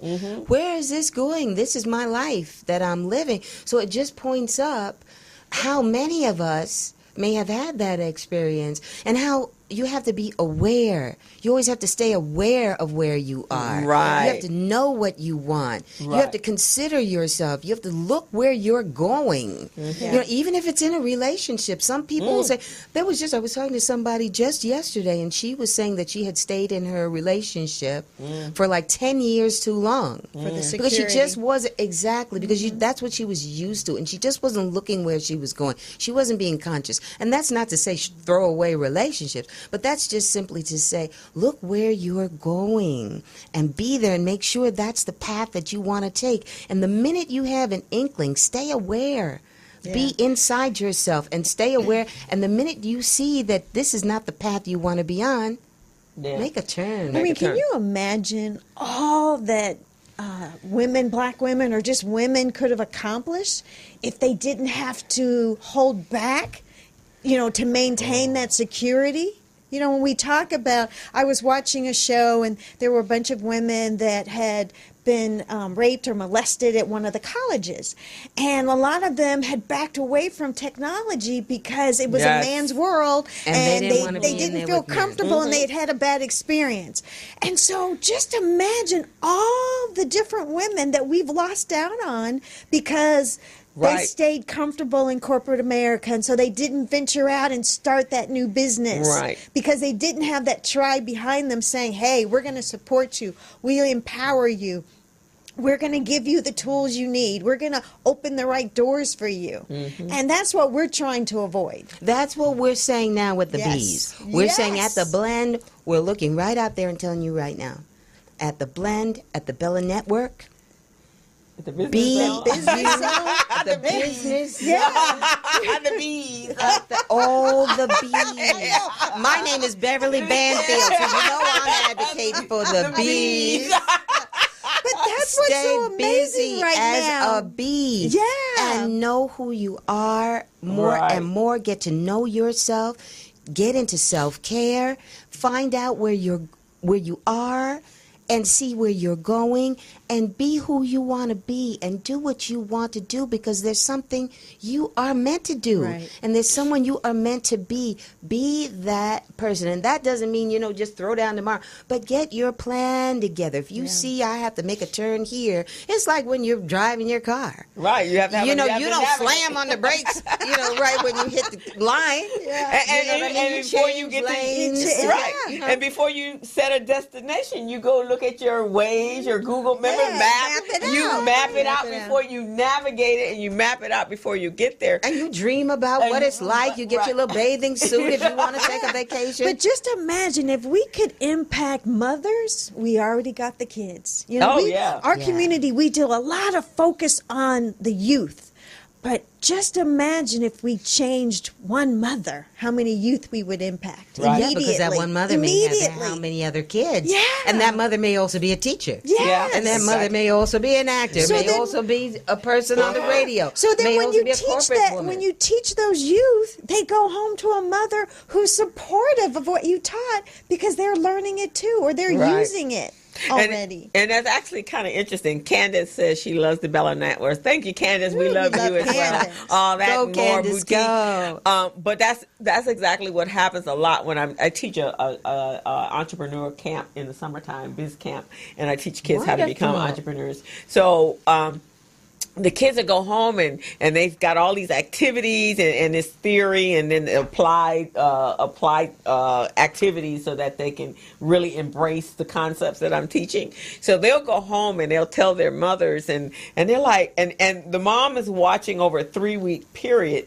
their children evolving into other people that they didn't even know. I've had mothers sitting in after the kids project it, so they do a pitch like Shark Tank. Mm-hmm. So afterwards, and I'm looking at the parents in the audience, and tears are coming down their eyes because they had no idea that their children had that capability. And then they're like, well, maybe I can do that. So I always get, well, do you guys teach adults how to do this? I do. I teach you. I have this idea. I've always had this idea. And, as women, especially as mother women, you're always innovative, right? Because I remember my mom, I used to say, Mom, you can take a dime and you can twist it this way, that way, this way, and take care of us, and we don't even know we poor. My dad used to... She should be the controller at a major corporation. My dad used to always be telling my mother, you know what? You've spent that same $20 3 times now. Exactly. Right. So they do moms do some amazing things, right? When we were growing, and especially black moms. Yeah. They had little to work with.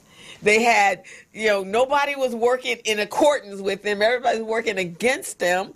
A lot of times they weren't close enough. They didn't have a network. Right. I mean, my mom moved away from her family. Everybody lived in the South, and just her brothers lived in the North, which is what we were in New York, upstate New York. So she had 1 or 2 sister friends, but basically she was doing herself. And so, and a lot of our women do things. So it's nice for them to know you do have a tribe. Right. You do have a group of women. You can turn into the the blend, and the conversation is a conversation that you can relate to. And I think that's why it's so important for us as people of color to be speaking to other people of color and giving them that information, because you can relate from people who are sharing your story. We all need that nourishment. Right. And I think that's a fantastic thing that you were saying about the entrepreneur camp, because we need to know from a very early age, we are all entrepreneurs. If you're in the corporate world, there's no sense in you thinking that you're just a part of a cog in a machine.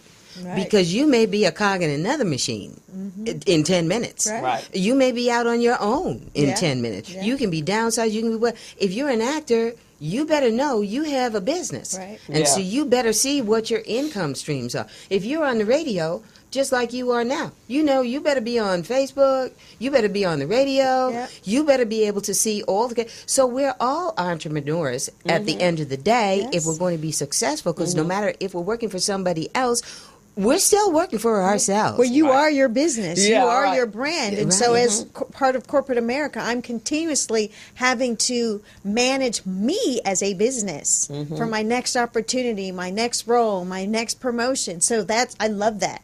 Right. And so I do. I think as a person in corporate America, you have to see yourself as your own business. That's what's so nice about your entrepreneur thing. Yeah. Because that's for everybody. I don't Everybody. care if you're a doctor.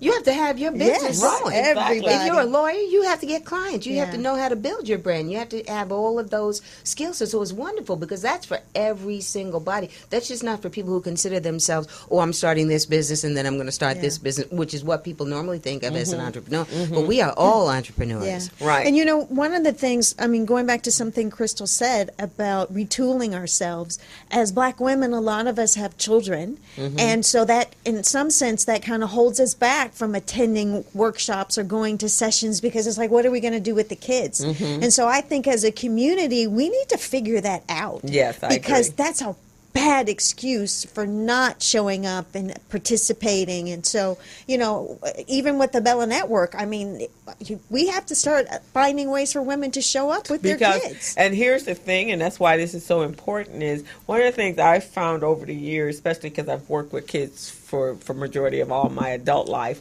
what happens with moms is, and I'm not a mom, and Alicia's not. Are you a mom? I'm not a mom. Okay. So I'm not a million times over. Right. We help others, and I'm a mom by extension, but not physically, right? But one of the things that we have in common is we put ourselves first, right? Right. So, but one of the things with women that are moms, which is the majority of the population are moms, they put everybody before everybody's needs. I remember my sister is good for this, and I'm always telling her, it's like, you first, then them. Got to put the mask on you first. That's why they say That's that, it. right? So I remember we went camping we went to the mountains. We took the kids to go skiing. And so we get up there, and she'll probably kill me when she sees this, but we get there. She had packed everybody's bag, her husband, the boys, and she forgot her underwear. She didn't have a toothbrush. No underwear. She forgot the But you know what? It's not even just moms. Right, Yeah. exactly. It's women. All of us, Women, women right. in general. Yeah. Because we have, even if you don't have kids, you might have parents getting older. Right, Yeah. exactly. You might have a brother or a sister that needs some kind of assistance that you will think about every single body else. Yeah. And then sometimes you'll even feel guilty in that one moment. That's why we talk about on the show a lot, on the Blend. Oh, yeah, women have they feel so self-care. guilty. Yeah. Michelle Obama talked about that in great detail, and she talked about, especially when she was going through the shots to get pregnant, how unfair it was because the whole burden fell on her. Right. And then after they had the kids, the whole burden fell on her. And she said, Raising. Barack's life didn't change. Right. He still kept doing what he was doing. His body didn't change. Yeah, nothing changed. Nothing changed. Maybe he got a little less sleep. Yeah, and she said that was when they first had to go to counseling because she got angry that nothing was changing for him. Right. And on top Everything of that, was- the girls came out looking like him. Yeah, Like he did all the work. Right, exactly. You were. My sister says that all the time. My boys don't look nothing like me, and I did all the work. Well, that's okay. At least he had to save up to be our president, so that's good. He was saving up. But she's absolutely right. Right. Your life as a woman, we change. Actually, we change every decade. Right. Right? Because even after we have our children and then our kids grow up. So right now, all your focus is on the children. And for that, and from babies until they're 18 and they go away to school, even when they're gone away to school. Then after that, you are like, okay, now they're gone. My life has changed again. What am I supposed to do with this empty time? Yeah. I don't have anybody I can care for. So then you go through some major stuff, right? But some of the women that I know that are at the top of their game, they will say things like, well, I put myself first because I wanted my daughters to learn the lesson to put themselves first. So it was an educational thing. And Michelle said this. She said that out of the counseling, she learned that she didn't wait for Barack to serve dinner and have the girls learn the lesson of, well, we got to wait for Daddy before you can eat, or you have to wait for Daddy before we can enjoy this. Daddy was just, maybe he got to enjoy it with us, maybe not. And so she's, so that's something we as mothers, but mothers have to learn that you're demonstrating something to your children, and is that the lesson you want them to learn? And also as leaders. Yeah, as leaders. We're leaders in the workplace. Right. We're leaders in the community. We're just leaders, period. We're on the show. We're at this point, we're stepping into the vanguard. Yeah. We're getting out there and saying, okay, we have a certain amount of knowledge. We have a certain amount of wisdom that we can share. Yeah. And so we want to get out there and lead at a certain point. You know what I mean? We have this and we want to share it. And as leaders, you have to be able to do that. You have to know when to delegate. You have to know what priorities are. And you have to have your own spirit and your own body and your own mind straight before you can pass any of those things on. Right. It's like you were saying with the airplane thing. We say, my friends and I say that all the time, you have to put on your life vest before you put on the other one, because when you think about it, nobody else is going to thrive. If you fall down, anybody dependent upon you is going to thrive. And it's a shame that sometimes we have to put it to ourselves that way. But if that's what we have to tell ourselves in order to get involved with self-care, exactly. Right, we have to do that. And think about it right now, and we're going to take a quick break, but think about the women look how many women were elected to office in this midterm, right? Yeah. And I'm so happy and proud. Right, this is just amazing stuff in young women and Muslim women and just every walk of life, because now that represents who we are. But what I love best about it is that women have, just like you just said, we have more invested. We have more skin in the game to make sure that this is a better world. If there's children that are an extension that you gave birth to, you can't leave them to this. Right. So women have more to gain because they have their legacies, which is their children, to make sure that this is a better world. So I really, truly think where we are right now, all that we're doing, the Blend, the Bella Network, the Business Zone, the bees, the busy bees, is because, and the women that were elected is because this is going to change because of women. Yes. Right? And we're going to work together to make sure, and it's going to bring the love back. Yes. It's going to be the love back. So we're going to take a quick break, and then we're going to come back and talk about that. Come on back. Yeah. Hello, meet Larry. Larry is a general contractor. Larry is very good at his craft, but Larry has a very tough time managing his paperwork because he is busy taking care of his clients' needs. Larry just cannot find his important business documents when needed. Larry is also being passed over for bid opportunities from prime contractors because he is perceived as not ready. He doesn't know where his business license, certifications, insurance, and other key corporate documents are located most of the time. Lucy owns an auto body and collision repair shop and has been using a business management and procurement assistance program called Small Biz Pro to keep her business organized, business ready, contract ready, and bank loan ready. Small Biz Pro is a 3-in-1 cloud-based business management, procurement, and market research assistance system designed to help businesses become business-ready, contract-ready, and bank loan-ready. It also provides back-office operation solutions for small businesses. Lucy is able to stay ahead of her competitors because she uses Small Biz Pro to manage her business daily. Lucy just clicks on Small Biz Pro from her tablet, mobile phone, laptop, or any internet-accessible device for data retrieval, and she's got it. Lucy introduces Larry to Small Biz Pro, and now Larry is more organized and can now find all of his documents and new bid opportunities in seconds. Larry now saves $120 in labor costs for each missing or misplaced document. Just simply go to your web browser and log into smallbizpro.net and register today for a limited 30-day free trial offer. Services start as low as $1 per day. Let's put the competition out of business. Small Biz Pro. If you stay ready, you don't need to get ready. Register now at smallbizpro.net and begin saving money. Email info@smallbizpro.net or call 626-533-1186.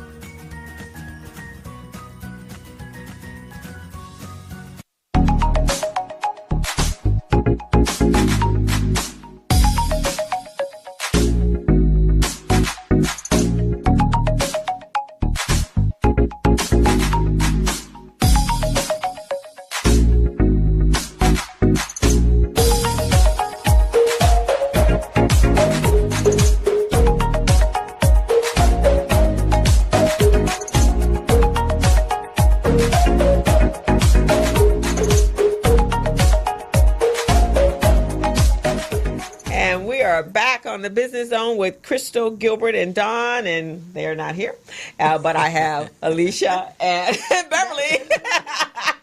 So we were talking about just women and the power of women and us taking the lead, but most importantly, one of the things that Alisha said when we were at break was that it's so important, women, that you make the time to change, to continue to grow, because nothing is promised in this world except for your taxes and the fact you're going to die black. If you start out that way, that's the way you're going to go. But death and taxes, those are the most important things that's not going to change, but you can change along the way. You know, I went to school. I started out entrepreneurial. Being an entrepreneur was always there because my parents were, my grandparents were, and it's part of who we are, right? But when I went to school, I said, okay, I'm going to own a nursing school. That's what I'm going to school for. Well, let me back up. There was a change prior to that. When I was in New York, I was going to become a doctor, so pre-med. Mm-hmm. And when I turned 16, my parents said, we're divorcing. Wow. Okay, well, that's going to make some changes, right? So my mom said, we're leaving and we're going to the other side of the country to get away from him. And so now my mom is a single parent with 3 children, all teens, and have to go to another state to work and probably, not going to make the money she was making when she was, because she's a nurse, and which is true. And so she had to adapt her life. So my life had to readapt. So medical school, by the time I'm 16, I can't be thinking, how the heck I'm going to do that in another state? And I have no connection. She has no connection. Right. So that is not going to happen. So then I was like, okay, well, I was going to be a pediatrician. So that was working with children. So now I need to do something else with kids. So I'll own a nursery school. So I'm tooling, going to school and getting ready for that. And then it's like, wait a minute. A bulb went off and said, so you have to be there from 6 in the morning to 7 o'clock at night. With kids. Maybe not. With kids. That you may not like. All day long, going and screaming at the children. And what brought that light bulb was, I was a Girl Scout leader, and we would have to just put all kinds of constraints in. Pick your children up at this time. Don't go shopping. Don't go get your nails done. Come pick up your kids. And thinking, they're so happy you have them. I know. It's like, okay, this could be my life. No, we ain't doing this. So. So I went into the financial planning industry. I go to work at 8. I'm out by 5. Yeah, that's what you have to think about, your lifestyle. Yeah. I think my mother went into teaching because she figured she'd have the summer off. Oh, is that why? Yeah. So you have to make strategic decisions for the things you're going to do. You always have to make a strategic decision. You have to look, and sometimes you may get in it. You may not see that out in Right, front. exactly. And then you may get in it, but then stay aware once you're in it. Right. Stay aware and realize, oh, I'm not feeling this right now, and make a turn. And make a turn. You're always going to come to that intersection. Don't be afraid to make that turn. Yeah. Well, now I wanted to be a neurosurgeon. And so when I started getting heavily involved in it and, went to medical school and I realized, wait a minute, people die. That's right. I'm not Yeah. going to be. I don't want to be around dead The people. This is not the career I think I want.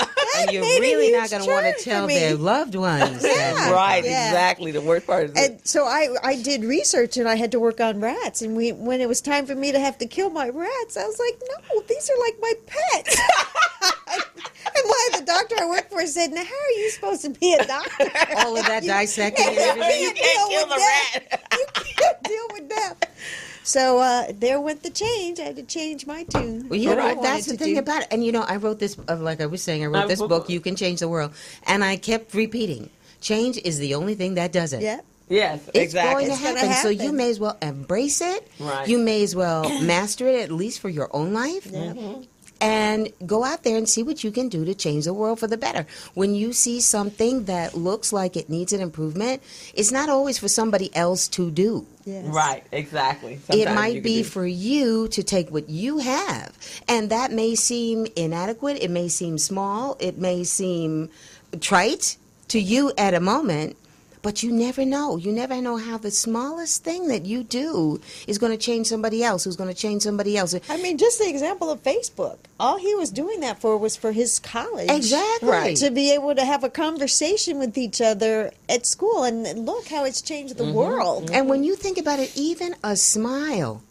Sometimes people walk out in the street and you don't know what they might do. You smile at them and it changes their day. And they go on to change somebody else's day and somebody else's day. And it's an exponential thing that happens. It can be a very tiny thing or it can be something huge. Yeah. But Well, it but that depends on you. smile could be you meet someone who actually has your next opportunity. And Right. because you stopped and smiled, you started talking to them. And Right. from that conversation, you learned more about something that was going to benefit you or them. I mean, a smile can open up so many That's doors. it. You just have to have that positive intent Yeah. and you have to keep working. A lot of people, like you were saying before, a lot of people, they just want to dream. Yeah. There's some people who don't dream anymore. Right. I meet 20-year-olds and they've stopped dreaming, and to me that's so tragic. Oh, it's so But sad. and then there are people and they're 89 and they had this dream and then they never made the dream There's always a into dream. goal, Right. into no task, action. into work, into accomplishment, and then something happens that's real Right. and manifests in the world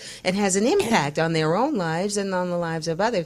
So that's the whole thing about it. You have to get it into your head first, and Yeah. but an idea is just an idea. Yeah. Right. Until I you have a act on workshop it. that I do where I teach people it has to be faith, focus, and fire. Yeah. So Oh, I fire like is the that. action. If you don't put some fire under your butt, then you won't have the action and your dream will just sit there. It will die. If you don't have the faith meaning either, what I tell people a lot is that they go into corporate America and they leave their faith at the door. Take it Yeah. with you. Right. It You have works. to take it, and that's Yeah, what you we're have to always take saying it on the with you. blend, that you have it's your spirit, your mind, and your body. You have to put all those things together into one, because none of them is going to work without the other. Right. Exactly. And then you have to focus, because what sometimes people want to jump around and have 50 things going on, and then they wonder why they're not doing well in any of them. It takes focus on something. You gotta commit to something. Commit to and then make something. it grow, and then from there grow can into grow something something else. else. But Yeah, you can't. I know. I've said to my mother so many times. Because my mom thinks in what my dad called the big picture. Uh-huh. And I'm constantly saying, focus, Mom, focus. And I know. And then the other day we were out and we were coming out of a store, and she said something that, and it was way over, in left field from what our original intent of where we were going to go next. And I said, "But Mom," and she says, "I know, focus. Mom, focus." But look how many people say, especially in corporate America, right? As entrepreneurs, we don't ever retire. But most people in corporate America, they're looking for when they retire, right? When I retire, I'm going to do X, Y, and Z. When I retire, I'm going to do X, Y, and Z. I'm going to finally live. Right, I'm going to finally live like, you've been dead all these years? That's it. Right. And you will be. Right. Yeah. You will be unless you make that conscious choice. And that's what we're always saying on the show. Consciously make that next choice, because it is your choice. And don't let anything in the world fool you into thinking that is not your choice, because everything is your choice. It's our choice to be here together. It's your choice to do this show. And that has given us the opportunity to come with you and share your dream and be in your dream. Just like, on the show we share Lavanda's dream, just like on The your Bella. show, on the Bella. All people are coming there to share in that dream. And if you don't have the dream in the first place and follow the dream and let the dream dictate. And as you say, activate the dream, put the fire under the dream. But so many, so when they waiting to live, and then the day they retire, and then the next day they die. It's like, whoa, where did it go? What happened? So you can't be putting stuff off. You never know what's around the corner for you. So you see people, they live in the retire now. and then they end up in a wheelchair and they're trying to live out their, Right, exactly. their retirement in a wheelchair. Right, because they I say put up- live it every day. live it every single day. Yeah, And every single moment. Every moment. Live Like your be present right here. Like we're Right. present with each other right now. Imagine if we're thinking about, I got to do the laundry. Oh, do I have to get gas on the way home? Oh, for the people who have kids. Oh, do I have kids? Right, exactly. Oh, and I have to do tomorrow. What am I going to have to do when I get home? Oh, I got to turn the computer on. I mean, there's a million things. And that's a lot of the way we live our lives sometimes. Yeah. We take everything and try to do it at the same time. And we're not present in the beauty of the moment. Like when you're driving your car, you're so busy trying to get to work, you don't see, there are the mountains. Look how beautiful they are. Look at the sky. Look how beautiful it is. Wow, And then somebody can drive up, you come to a light and you look over and there's somebody and they smile at you and you smile back, look at those flowers, the light But stuff. statistically, they say that people who do that are more prosperous in all parts of their nice. life. Yeah.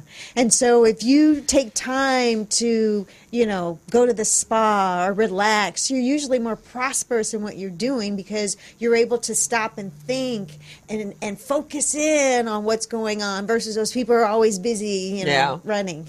And a lot of times they bear that because they feel guilty about that, right? Yeah. Like they feel guilty of taking time out for self. I have very specific things that I take time out for me. And I get a little irritated when I have to infringe in that special On that time. space because Yeah. that's time that I've created, and that's how I'm creative. Is when I'd be able to take downtime away, and as a business coach, I'm absorbing. It's like being a psychologist. You're absorbing everybody else's problems. If they have urgencies, then of course they want to project those urgencies out on you, and you're like, okay, you're making my world crazy right about now, and just because you're nuts, I'm not nuts. So you have to be able to know how to push it back, and say, okay. And set the boundaries. You have to sometimes help people. My friend is big on that. Bev, boundaries. It's another B. It's another B. Boundaries. She's like, Bev, you have to set boundaries or these people will bleed you dry. And I'm like, I think the people have already bled me dry. You have to add comedian to you. I know, but, sometimes when I'm being the most serious is when people are just cracking up so loudly. And sometimes I'm thinking, I didn't even know that's funny. But that's what you were talking about before about the focus and everything. That's one great thing that coming over from being in front of the camera has done behind the camera. Because as co-executive producer, I have a million people coming. We're on the set, and as the director. And so there's a million people coming, so you have to learn to know, okay, I got to go down this road right now, and you have to see it through. Okay, somebody asked me, about the wardrobe. I have to get the. So if somebody comes over and asks me about whatever, I got to have that in the back of my mind. Right now, I have to really focus on what are these girls going to look like when they're all out there together. What are these beautiful women? Okay, I'm focused on that right now. So then, but that's packed in the back of my head. But I'm not going there until it's time to go there. Now, that's a really important topic that is really critical that we learn as a community because, for years we've declared multitasking as this top skill. Right. And it's not a skill. It's a way of failure because you can't, just like a computer, computers are actually able to learn quicker than us, but they still have to recalculate and refocus. And so every time you do something new, your whole brain has to refocus. And so it pulls stuff away, and it actually is harder to complete all those tasks when you're jumping around and you're trying to multitask. I've had a good background in it because all my career I have been on camera or I've been off camera doing something else or I've been writing. And so I've had to learn, okay, I have that audition. So you focus and then refocus. I'm in the computer. And I'm watching all these people, you know what I mean? Because especially when I'm in the fiction mode, I'm writing a book now, a mystery thriller, short stories. How fun. So when I'm in the fiction mode, and I'm home, and basically it's like Lionel Richie said one time that he felt kind of guilty that he wins these awards because he has this radio station in his head, and he just has to play the music and write it down and sing it. So he felt kind of guilty, the God gave it to him, and it's just there. It just comes naturally. Exactly. Right? So it's like me. I have like this movie in my mind or this book in my mind or whatever, this story in my mind, and all I have to do is, when the blank page is there, I just have to put somebody on that blank page, and then she starts talking, then somebody else is talking to her, and blah.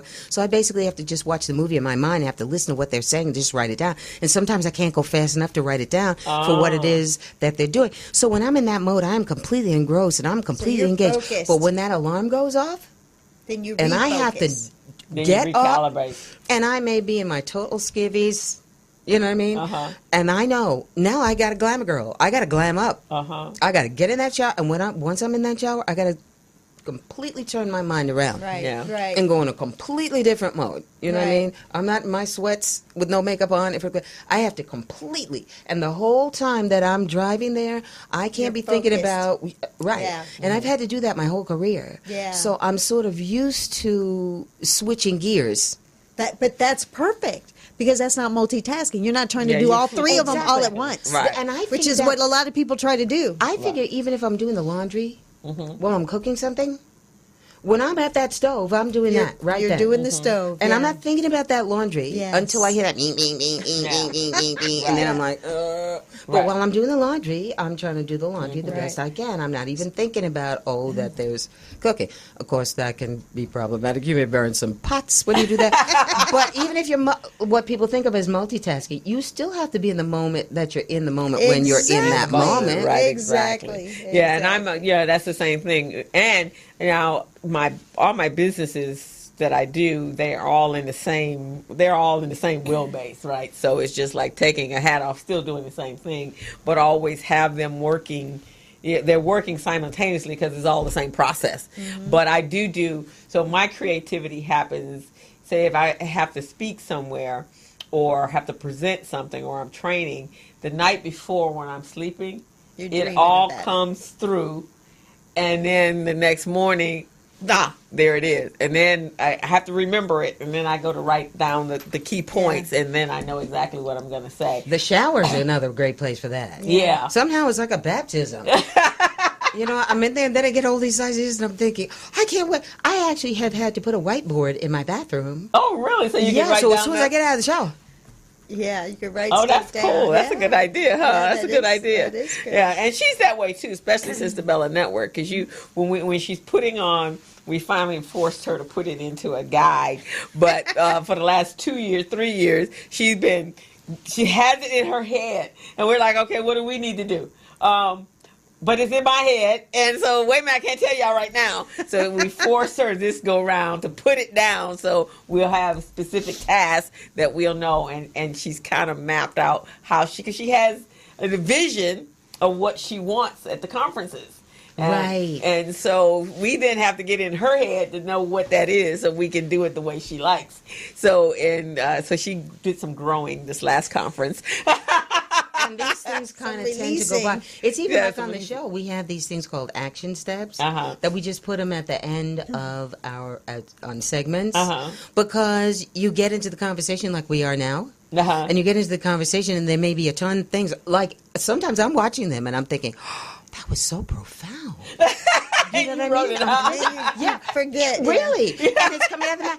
Or it's something that they just came up with in the moment. Right. That is their brilliant thing, and I'm thinking, "Wow, I need to process that. You know, I really need to think about that." And so we thought about that. And Lavanda's like, we used to call them takeaways. Uh-huh. And Lavanda's like, you know, very honest, you know, we have to have those at the end of segments so people can remember Yeah. what were the jewels of things, because sometimes so much goes on.